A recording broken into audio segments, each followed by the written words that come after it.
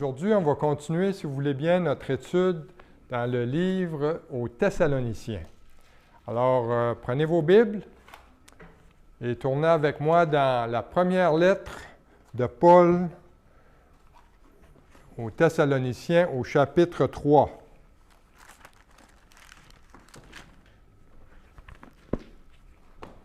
Donc, on a commencé dans les 2 semaines précédentes, même avant ça, on a commencé même au mois de décembre, dans le livre aux Thessaloniciens. Et puis, on a vu la semaine dernière que le livre aux Thessaloniciens, donc, était adressé à une église qui était très jeune dans la foi. C'était une église comme la nôtre.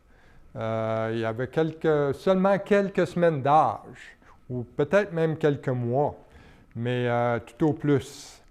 Et depuis la création de cette église-là, eh bien, Paul a aussitôt enseigné les jeunes croyants sur un point particulier, sur le retour du Seigneur.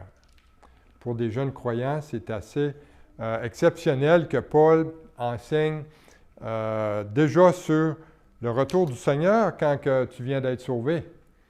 Et également, il a enseigné sur l'enlèvement de l'Église. Et puis, ce qu'il faut faire attention, c'est que c'est 2 choses différentes. Et il y a de la confusion parmi les croyants avec ça. Le retour du Seigneur est quelque chose de séparé de l'enlèvement de l'Église. L'enlèvement de l'Église est un événement qui va se produire avant le second retour de Christ.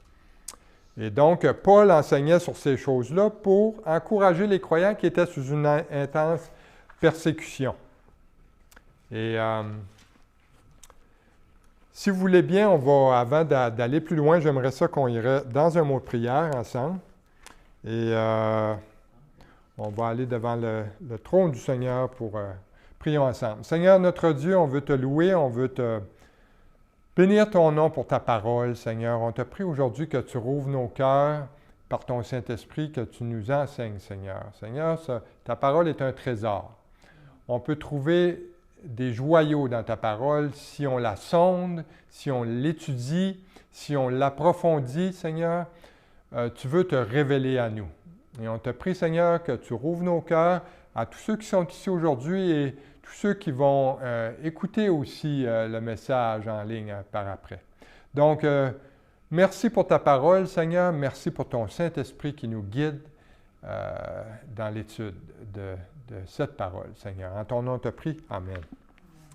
Donc, on a vu dans le chapitre 1 que ce chapitre... En fait, tout le livre de Thessaloniciens a un thème. C'est le retour du Seigneur. Et on a vu au chapitre 1 que ça parle du retour du Seigneur et que c'est en lien avec le salut. Donc, au tout début, donc, ce qui est important dans la vie du croyant, donc, la première chose qui arrive dans notre vie, c'est qu'on est sauvé. C'est que Dieu nous sauve. Et ça marque le début de notre vie en Christ. Au chapitre 2, on a vu que Paul parle du retour du Seigneur encore, mais en relation avec le service chrétien. Donc, ce chapitre-là nous révèle qu'une fois qu'on est sauvé, donc, c'est là qu'on commence à travailler pour Christ, à faire des œuvres pour Christ. Et Paul s'est donné en exemple. Et Paul a beaucoup souffert en servant son Sauveur. Et aujourd'hui, on va aller étudier ensemble le chapitre 3 qui parle du retour du Seigneur en lien avec autre chose, en lien avec l'affermissement de notre foi que Dieu va utiliser pour sanctifier nos vies. Et donc, on voit les étapes maintenant. On voit le salut, par la suite on voit les œuvres, parce que les œuvres viennent toujours après le salut et non le contraire. On n'est pas sauvé par nos œuvres, mais on fait des œuvres parce qu'on est sauvé. Et par la suite, Dieu veut affermir notre foi. Donc, en commençant, j'aimerais apporter un fait concernant l'Église aux Thessaloniciens. Ça ne nous fait aucune mention dans la lettre de Paul que c'était une grosse Église. C'est pas ça que ça dit. Et une Église ne croit pas spirituellement en termes numériques, spécialement. Ce n'est pas par le nombre de personnes dans une Église qu'on dit « Ah, ben regarde, c'est une Église qui est mature et c'est une Église qui est mûre spirituellement. » Non. c'est plutôt de façon spirituelle. C'est par la croissance spirituelle qu'on voit qu'une Église est mature en Christ. Et puis le résultat de cette croissance-là était dû à deux choses à Thessalonique. Premièrement, à cause du ministère de Paul, à cause de son travail dans l'Église, et aussi à cause de son cœur pour cette Église-là. Parce que Paul investissait tout son cœur dans l'Église. Et il faut faire attention lorsqu'on parle de croissance, de ne pas s'arrêter à un nombre, mais plutôt à la croissance spirituelle de ceux qui sont déjà dans l'Église. Donc, une méga-Église, ce n'est pas le signe d'une maturité spirituelle. D'ailleurs, il y a plusieurs méga-églises que ça fait dur. Donc, se sont éloignés de la parole.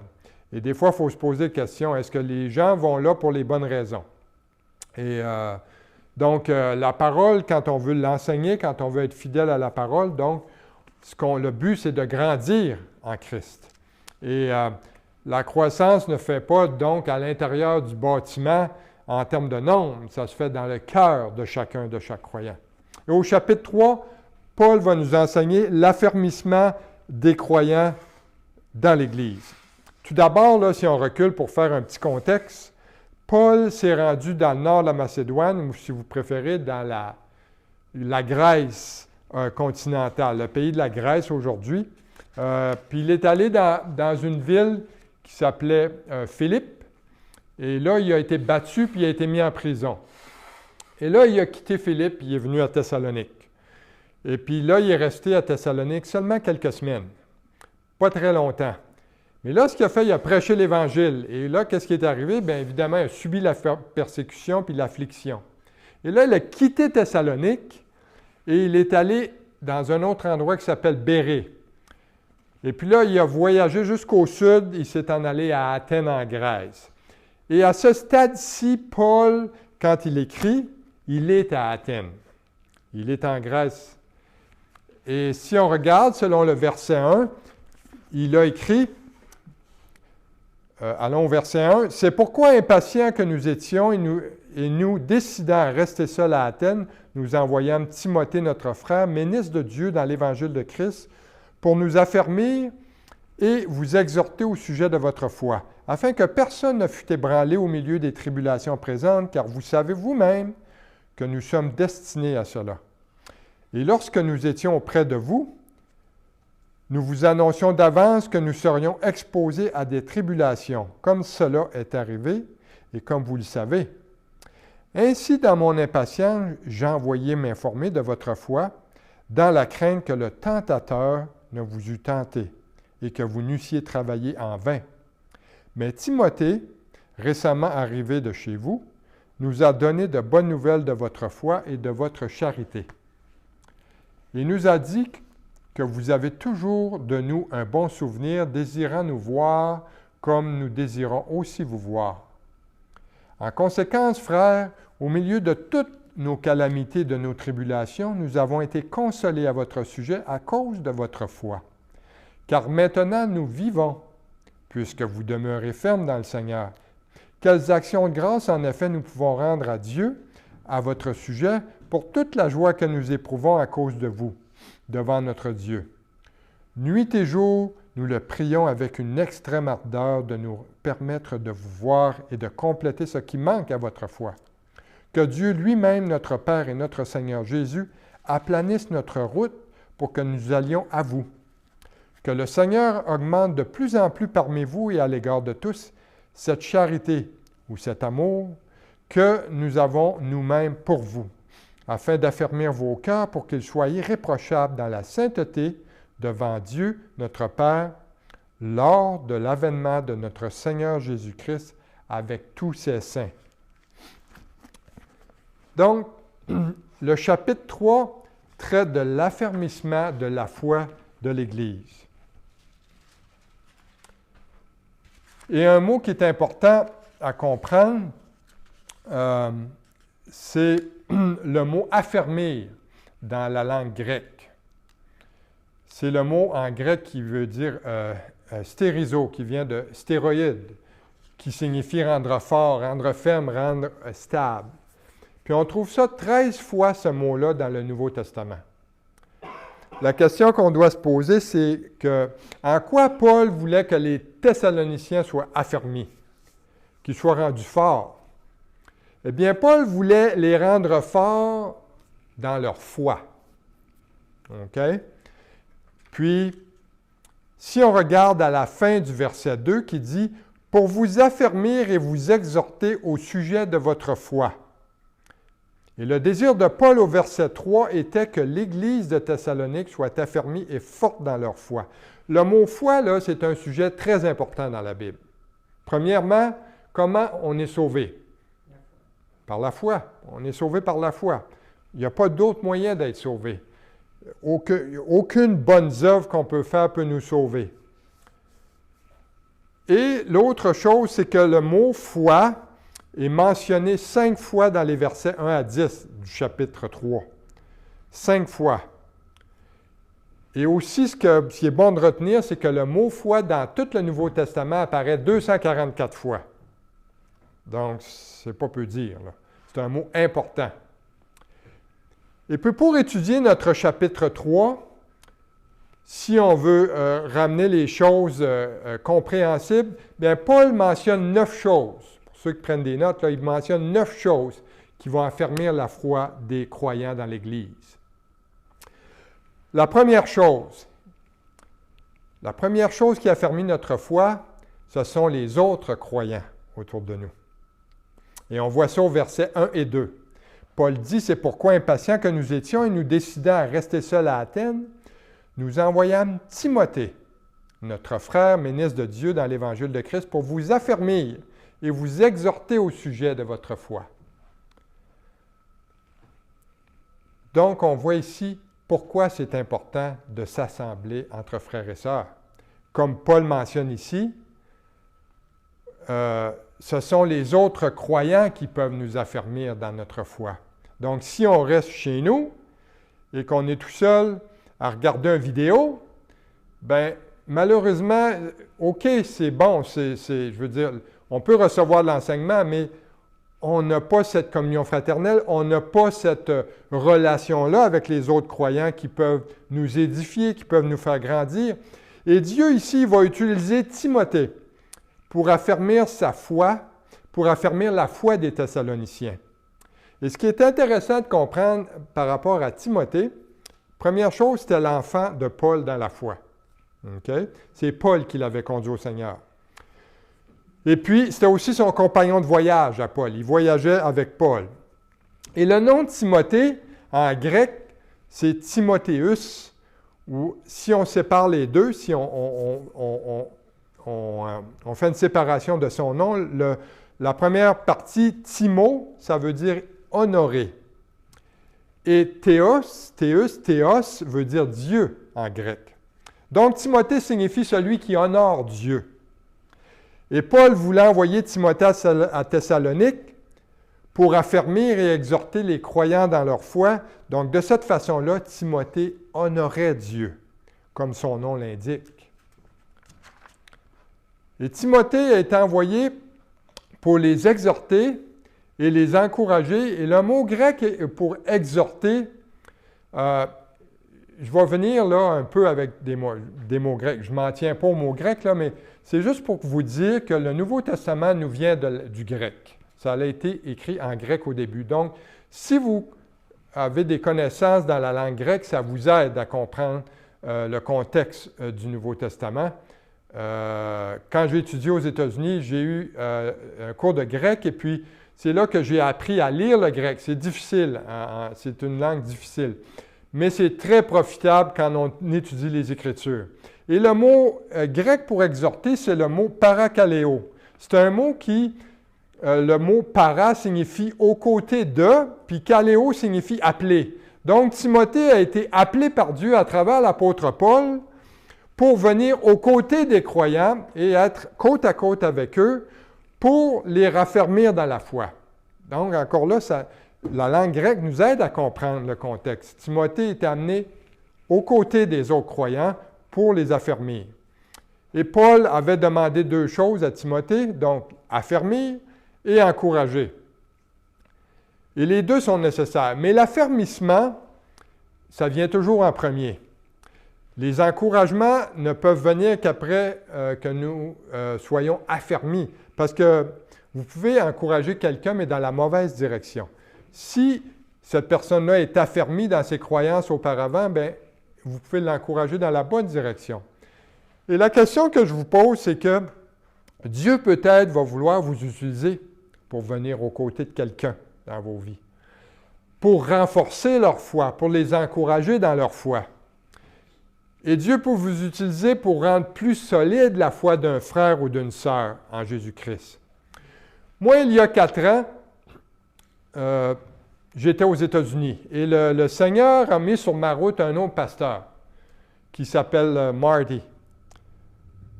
Pasteur Marty est venu à mes côtés en Idaho et puis il a fait le travail de Timothée dans ma vie. Il m'a tout simplement, il s'est créé un lien ensemble, on a eu une connexion immédiate ensemble et puis c'est un encourageur, c'est un exhorteur, Marty. Et puis, il m'a aidé à démarrer un ministère d'enseignement biblique en ligne qui s'appelle La Semence de Vérité, qui est en français et en anglais. Puis, il m'a encouragé, il m'a soutenu dans ça. Et lui, il avait une connaissance très bonne dans les technologies. Donc, d'ailleurs, j'aime beaucoup ce frère-là. Et d'ailleurs, c'est lui qui m'a encouragé à m'en venir ici à Edmundston. Juste pour vous dire comment c'est fort l'affermissement dans la foi. C'est un endroit que je ne connaissais pas du tout. Et Dieu l'a mis sur mon chemin pour justement affermir ma foi. Alors, voyez ce qu'il pourrait arriver dans vos vies si Dieu veut vous utiliser aux côtés de quelqu'un d'autre pour affermir leur foi. C'est important. Vous pouvez être un outil dans la main de Dieu pour l'affermissement de vos frères et de vos sœurs, pour rendre leur foi inébranlable et vous pouvez devenir des influenceurs pour Dieu. La deuxième chose que j'aimerais qu'on regarde, c'est que Paul mentionne une deuxième chose concernant l'affermissement de la foi. Et ce sont les tribulations. Ça, c'est moins drôle un peu. Mais au verset 3, Paul écrit « Afin que personne ne fût ébranlé au milieu des tribulations présentes, car vous savez vous-même que nous sommes destinés à cela. Et lorsque nous étions auprès de vous, nous vous annoncions d'avance que nous serions exposés à des tribulations, comme cela est arrivé et comme vous le savez. » Donc, selon le verset 3, on voit pourquoi il est important d'être affermi dans la foi. Paul nous dit que c'est pour ne pas être ébranlé par les afflictions, par les tribulations. Vous savez, il y a certains groupes chrétiens qui croient qu'on n'a pas à souffrir à cause des tribulations et des épreuves. Ils croient que Dieu veut nous enseigner seulement par sa parole. Donc, en lisant la Bible, c'est assez. Donc, que les épreuves et les tribulations, ça, c'est... il y en a plusieurs qui ne seront pas capables de subir ça et puis qui vont tout simplement blâmer Dieu pour ça. On va dire, bien, c'est de ta faute si ça m'arrive. Bien là, je suis désolé de vous le dire si vous ne le saviez pas, mais regardez la vie de Job dans l'Ancien Testament. S'il y a un homme qui a souffert sur la terre, c'est bien Job. Il a tout perdu. Il a absolument tout perdu. Étudiez la vie des prophètes dans l'Ancien Testament. Vous allez voir combien ils ont souffert, certains ont même été jusqu'à scier en deux, pour vous donner un exemple. C'est écrit dans le livre, dans l'Épître aux Hébreux, que donc, Jérémie a été emprisonné, ils ont souffert de la faim parce qu'ils disaient la vérité de Dieu. Je le disais aujourd'hui, justement, dans l'Ancien Testament, dans le livre des Chroniques, que le roi Achab n'aimait pas du tout le prophète Michée parce que Michée lui disait la vérité. Donc Achab avait 400 prophètes qui lui flattaient toujours les oreilles, là, qui le rendaient toujours... alors que Achab était un grand pécheur devant Dieu et qu'il s'était entouré de 400 prophètes pour lui dire des mensonges, pour lui dire qu'est-ce qui lui plaisait, mais il détestait Michée. Et lorsque Michée est venu, il a dit, « Garde Achab, si tu vas dans cette guerre-là, tu vas mourir. » Et Achab ne l'a pas cru, il est allé, et puis il a perdu la vie. Et il a fait emprisonner Michée pour ça. Mais Michée lui avait dit la vérité. Donc, par les tribulations, vous comprenez comment Dieu travaille dans nos vies pour affermir notre foi. Cependant, il est vrai qu'il y a beaucoup de souffrances qui nous arrivent parce que des fois, on n'obéit pas à la parole de Dieu. Et de cette façon, Dieu pourrait nous épargner cette souffrance-là si tout simplement on était obéissant à sa parole. Mais lorsque vous souffrez pour votre foi, considérez que celui qui a souffert pour vous sur la croix, le prix qu'il a dû payer pour vous. Il a payé de sa vie, il a versé son sang, il vous a sauvé d'une éternité en enfer. Et la souffrance de Jésus, lorsqu'il a versé son sang, c'est la meilleure école pour la souffrance. On voit ça dans Hébreux 2.10. Et d'ailleurs, Hébreux 2.10 nous dit que Dieu a élevé à la perfection par les souffrances le prince de notre salut. Donc Dieu nous enseigne différentes choses au travers des tribulations. Il nous enseigne la persévérance, il nous enseigne l'obéissance et aussi comment développer une relation plus profonde avec lui dans les épreuves. Vous savez, la souffrance et les épreuves peuvent nous attirer à Dieu ou ils peuvent nous détourner de Dieu. J'ai vu beaucoup de cas, moi, de personnes qui ont souffert, qui se sont complètement détournées de Dieu parce qu'ils accusaient Dieu pour leur souffrance. Mais notre foi, elle est en Christ. Et si on n'a pas une bonne compréhension de la souffrance, eh bien, dans nos vies, on est en grand danger d'être ébranlé dans notre foi. Mais Dieu est au contrôle de nos afflictions. Il sait ce que nous traversons, puis si notre foi est enracinée dans la parole, eh bien, on ne sera pas ébranlé par ce qui nous arrive. Peut-être que Dieu permet des afflictions dans vos vies pour que vous vous rapprochiez de lui. C'est peut-être le seul moyen qu'il a d'attirer votre attention. Et peut-être c'est le seul moyen qu'il a pour vous amener à ses pieds afin de le prier. Votre relation avec lui à ce moment-là va devenir plus personnelle, plus proche. Une autre chose qu'on voit au verset 3 est que on est destiné à être affligé par les tribulations. Eh bien, croyez-le ou non, c'est ça. On est destiné à cela. C'est écrit au verset 3. Je dois être honnête avec vous, ce n'est pas mon verset préféré, mais bon, c'est écrit.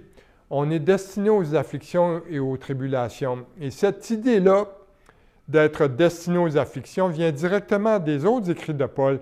Quand il a dit à son fils dans la foi Timothée, dans 2 Timothée 3.12, il a dit « Or, tous ceux qui veulent vivre pieusement en Jésus-Christ seront persécutés. » Paul dit que si on veut plaire à Jésus, on va souffrir pour notre foi. On va souffrir la persécution de la part de ceux qui détestent Dieu, de ceux qui détestent sa parole. Mais Jésus, il nous encourage dans Jean 16.33, il nous dit « Vous aurez des tribulations dans le monde, mais prenez courage, j'ai vaincu le monde. » Retournons au chapitre 3, dans 1 Thessaloniciens. Maintenant, jetons un coup d'œil à la troisième chose qui va affermir notre foi. La troisième chose, on la trouve au verset 5, eh bien, c'est Satan. Ainsi, dans mon impatience, j'envoyais m'informer de votre foi dans la crainte que le tentateur ne vous eût tenté et que nous n'eussions travaillé en vain. Mais pourquoi c'est important d'être affermi dans notre foi? Parce que Satan fait partie du problème. Satan, il est là, il existe. Et les Thessaloniciens avaient mis leur foi en Jésus, mais Paul, lui, il était inquiet que le tentateur les éloigne de Jésus-Christ. Et Paul avait peur que leur foi s'affaiblisse et qu'ils tombent dans la tentation, et que le travail de Paul soit fait en vain. Et ce qui était vrai dans l'Église de Thessalonique, c'est vrai pour nous autres aussi aujourd'hui. C'est la même chose. Parce que pourquoi? Parce que Satan est réel. Satan, ce n'est pas un personnage écrit dans un conte de fées. Ce n'est pas quelqu'un qui a été inventé pour faire peur aux enfants. Non, Satan, c'est l'ennemi de notre âme. Comme Pierre, l'apôtre Pierre a écrit dans 1 Pierre 5 et 8, il dit « Soyez sobres, veillez, votre adversaire, le diable, rôde comme un lion rugissant, cherchant qui il dévorera. » Et Paul écrit dans Éphésiens chapitre 2, verset 2, il dit « Il est le prince de la puissance de l'air, des fils. Il est le prince des fils de la rébellion. » Et Satan, il est là, il nous guette, et sa horde de démons, et ils sont là. Satan, il est appelé le tentateur. Il veut nous tenter. Pourquoi? Parce qu'il veut nous faire tomber. C'est pour ça qu'il est appelé le tentateur. Et une chose qu'il faut dire, c'est que la tentation est souvent très belle. La tentation, c'est quelque chose d'attrayant. Satan nous montre juste le beau côté de la médaille. Satan, vous savez, il ne se montre pas là, avec ce qu'on voit dans les livres d'histoire, là, avec des cornes rouges, une queue fourchue, là, puis une fourche dans les mains. C'est pas comme ça qu'il se présente à des chrétiens, Satan. Même si on voit ça aujourd'hui, on a vu ça dans des spectacles de télévision, le monde s'habille comme ça, mais c'est pas comme ça qu'il se présente. Tu sais, il n'arrive pas, tu vois, avec sa fourche, là, de dire « Hé, mon petit gars, veux-tu pécher aujourd'hui? Hein? Bien, c'est le bon temps de le faire. » C'est pas ça qu'il fait. Non. Il veut nous faire trébucher en nous séduisant. Parce qu'il est déguisé en ange de lumière. Paul, il dit dans 2 Corinthiens 11, 14 qu'il est un ange de lumière. Donc, Satan se présente sous son beau jour. Et vous savez, on a tous des domaines dans notre vie, on a toutes des parties de notre vie dont on n'est pas fier. Donc, où on doit faire attention. Pour certains, c'est peut-être l'argent. Pour certains, c'est peut-être l'alcool, leur carrière. C'est peut-être des choses dans leur vie dans lesquelles ils sont pris. Et Satan va toujours essayer différents types de tentations, puis il va toujours appuyer sur le bon piton pour nous faire tomber dans le péché, parce qu'il connaît nos faiblesses. Mais être tenté, ce n'est pas péché. La tentation n'est pas un péché. C'est tomber dans la tentation qui est péché. C'est de succomber. Et lorsque notre foi est affermie en Christ, bien, ce qui se passe, c'est que tout à coup, on a cette foi que Dieu va nous aider à surmonter la tentation et qu'on va pouvoir dire non à la tentation. Et vous savez, le meilleur exemple qu'on a, c'est Jésus dans le désert, dans Matthieu 4. Jésus, dans le désert, il a été tenté par Satan. Le tentateur est venu. Vous savez, si Satan peut tenter Dieu lui-même, imaginez-vous comment c'est facile de tenter les simples êtres humains qu'on est. Donc, Jésus avait jeûné 40 jours et 40 nuits dans le désert et il eut faim. Et qu'est-ce que Satan a fait? Le tentateur est venu vers lui et dit, « Ah, si tu es le Fils de Dieu, ordonne que ces pierres deviennent des pains. » Et qu'est-ce que Jésus a fait? Qu'est-ce que Jésus lui a répondu? Il a dit, « Il est écrit, l'homme ne vivra pas de pain seulement, mais de toute parole qui sort de la bouche de Dieu. » Donc, Jésus a utilisé sa parole pour vaincre la tentation. Et lorsque vous êtes tenté, faites-le. Faites-le. Utilisez la parole de Dieu pour surmonter la tentation. Il y a un grand pouvoir dans la parole de Dieu. Citez les Écritures même à haute voix. Faites le test. La parole de Dieu est puissante. Regardons maintenant la 4e chose qui va affermir notre foi, selon Paul, et c'est la consolation. Au verset 6, on voit « Mais Timothée, récemment arrivé de chez vous, nous a donné de bonnes nouvelles de votre foi et de votre charité, et nous a dit que vous avez toujours de nous un bon souvenir, désirant nous voir comme nous désirons aussi vous voir. En conséquence, frères, au milieu de toutes nos calamités et de nos tribulations, nous avons été consolés à votre sujet à cause de votre foi. » Donc, Paul fut consolé dans sa foi à cause de la foi de ses frères, à cause de la foi des Thessaloniciens. Lorsque nous voyons les autres marcher par la foi, dans leur expérience de vie, dans ce qu'ils ont affronté, bien cela, ça renforce notre foi. Moi, quand j'entends des histoires de frères et sœurs que je connais personnellement, qui ont traversé des grandes épreuves, et puis qu'ils ont toujours gardé la foi, qu'ils n'ont jamais abandonné, eh bien ça vient juste renforcer la mienne. Ça renforce ma foi. Je me dis, Seigneur, tu as donné la foi pour passer au travers à cette sœur-là, à ce frère-là, au travers tant d'épreuves.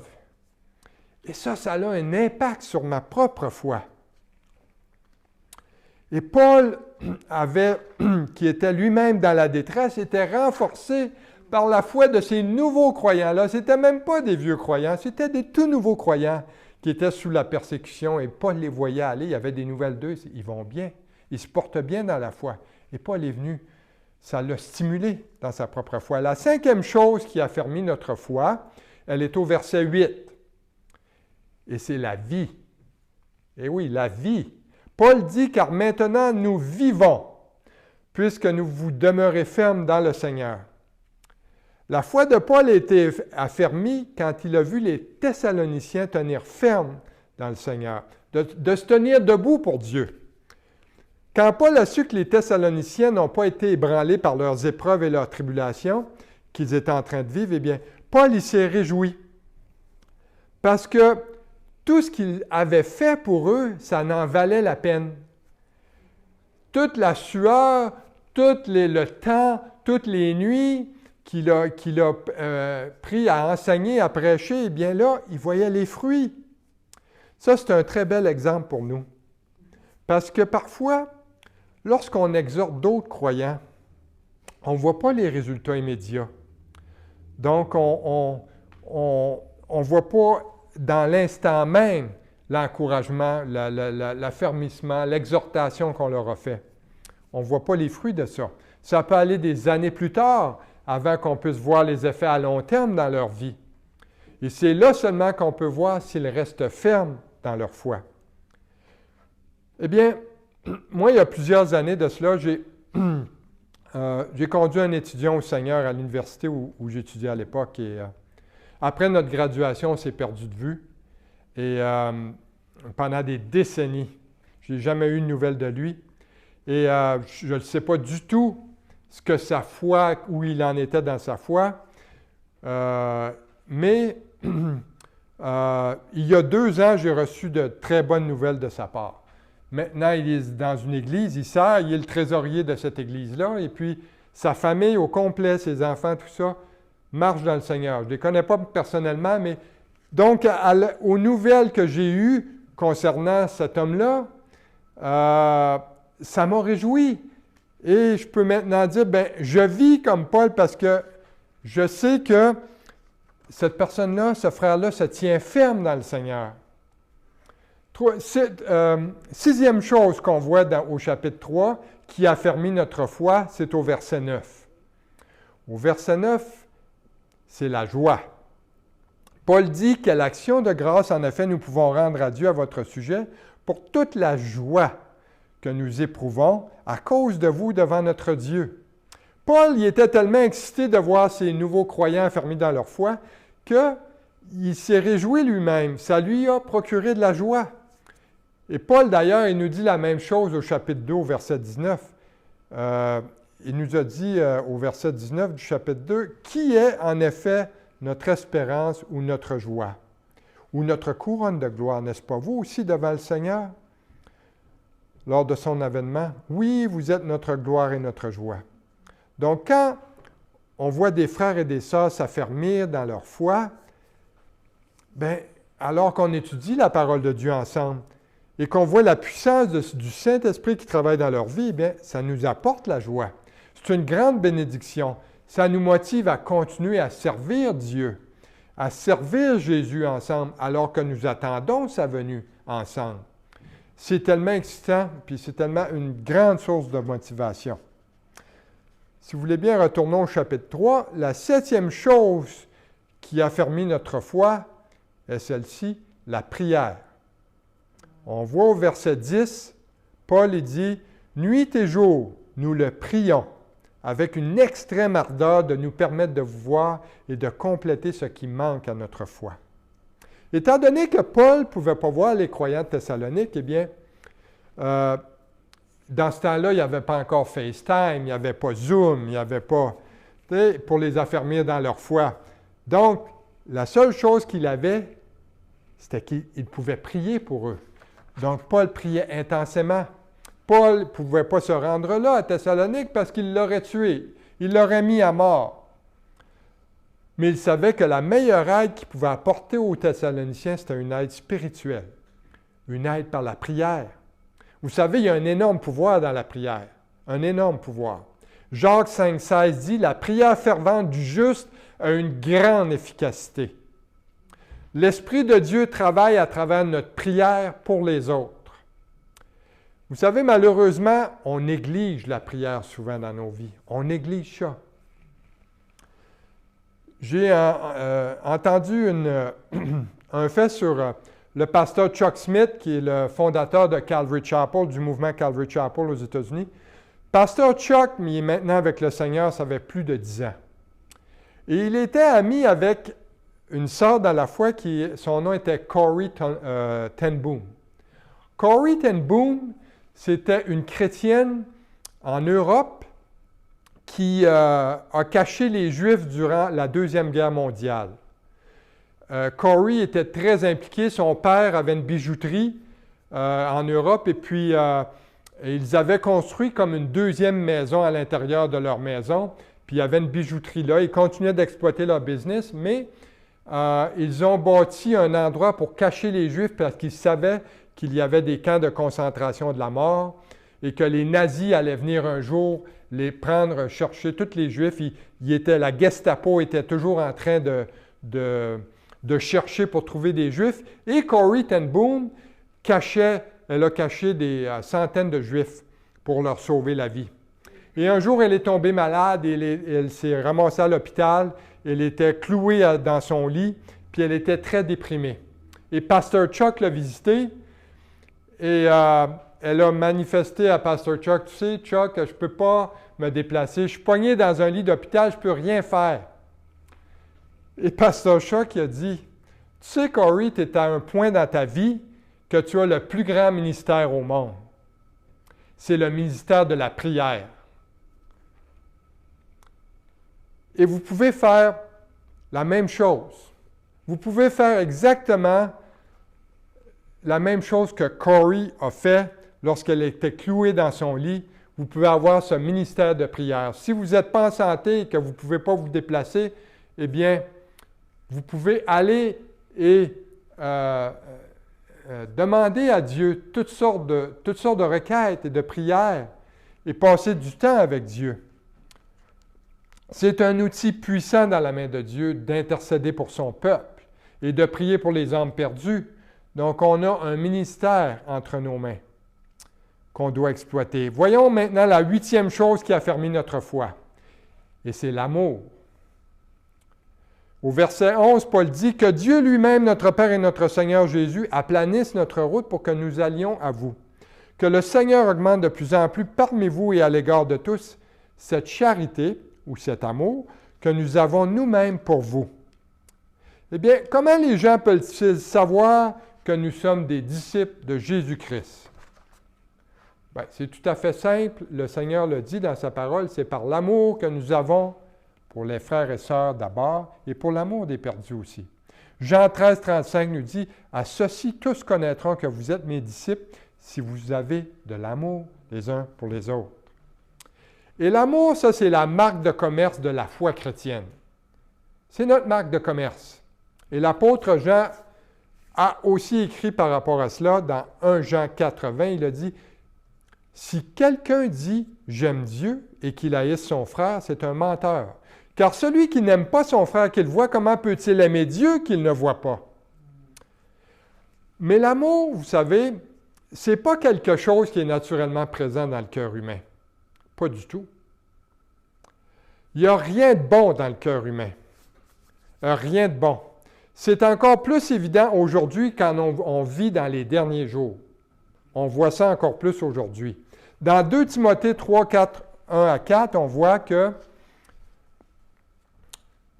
Paul a écrit « Sache que dans les derniers jours, il y aura des temps difficiles, car les hommes seront égoïstes, amis de l'argent, fanfarons, hautains, blasphémateurs, rebelles à leurs parents, ingrats, irréligieux, insensibles, cruels, ennemis des gens de bien, traîtres, emportés, enflés d'orgueil, aimant le plaisir plus que Dieu. » Et Matthieu, dans l'Évangile de Matthieu 24, 12, il en rajoute, il dit « Parce que l'iniquité se sera accrue, l'amour du plus grand nombre se refroidira. » Pensez-vous qu'on ne vit pas dans les derniers jours présentement? Bien, tout à fait, absolument.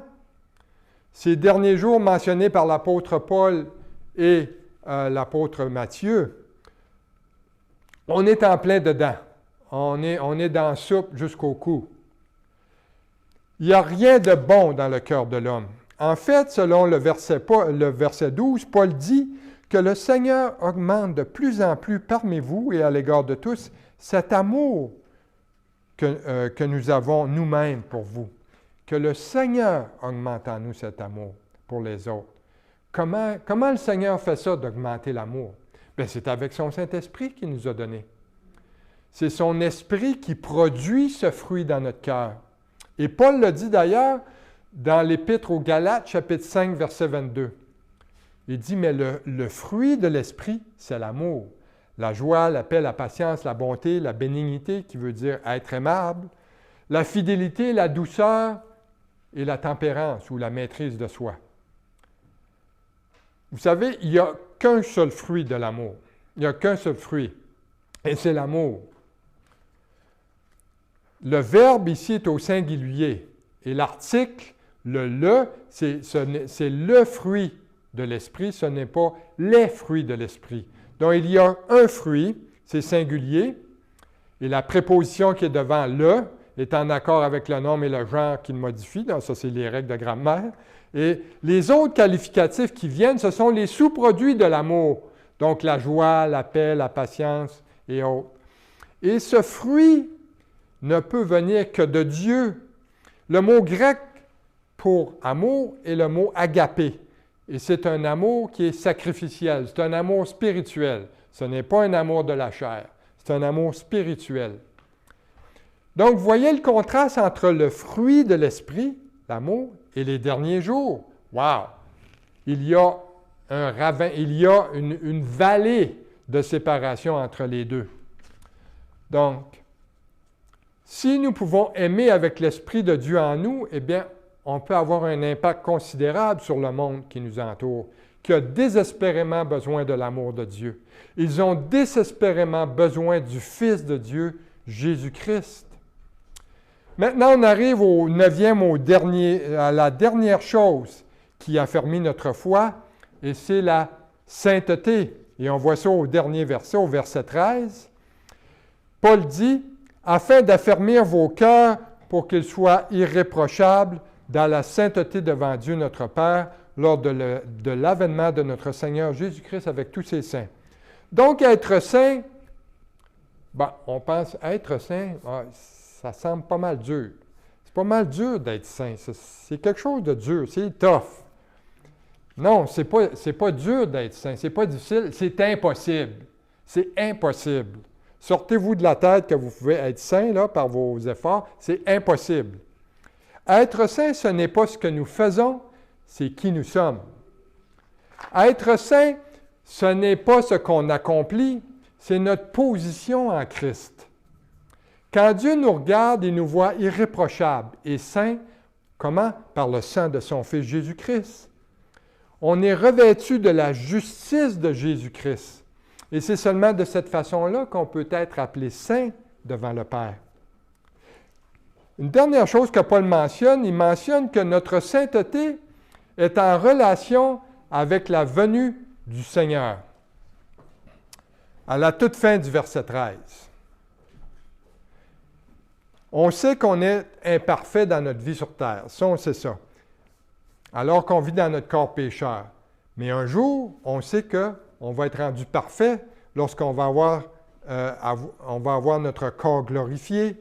Donc, non seulement on va être irréprochable devant Dieu, mais on va être complètement parfait à l'image de Dieu. Et Paul parle ici dans le verset 13 de la seconde venue de Jésus-Christ. Okay? C'est sa seconde venue et ce n'est pas l'enlèvement de l'Église. Le verset dit que le Seigneur vient avec tous ses saints. C'est différent de dire que le Seigneur vient pour ses saints, ce qui est l'enlèvement de l'Église. Et c'est ce qu'on va étudier dans le chapitre 4. On s'en vient vers ça. Mais en terminant, ce que j'aimerais vous dire, la meilleure façon de s'encourager à la sainteté est celle-ci. Attendons le Seigneur Jésus, qui pourrait venir nous enlever à tout moment. Et pour être enlevé, vous savez, ça ne prend qu'une condition. Il faut être lavé par le sang de Christ. Il faut reconnaître que devant Dieu, tous ont péché, sont privés de la gloire de Dieu. Il n'y a aucun jeu. C'est impossible d'être saint par nos propres efforts. Impossible. Il faut que quelqu'un d'autre ait payé la condamnation pour nous et qu'il nous rende saints, qu'il fasse de nous un saint. Donc, on est saint de façon positionnelle en Christ.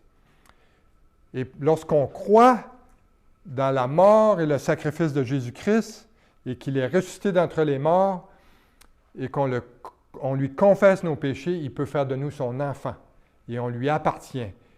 Et là, il nous réserve ce qui s'en vient bientôt pour son Église, son enlèvement. Prions. Seigneur notre Dieu, on veut te remercier pour ta divine parole. Combien elle est riche, ta parole, Seigneur, combien il y a d'enseignements pour nous. On te prie, Seigneur, aujourd'hui que tu puisses affermir notre foi et qu'on puisse appliquer toutes les choses que l'apôtre Paul a mentionnées, les 9 choses que Paul a mentionnées au chapitre 3 du premier livre aux Thessaloniciens. Seigneur Jésus, fais grandir notre foi et permets qu'on soit, Seigneur, aussi des exhorteurs, des personnes qui vont encourager, qui vont aider à affermir la foi de leurs frères et sœurs, Seigneur, dans ce monde. Et on t'en prie dans le nom de Jésus-Christ. Amen.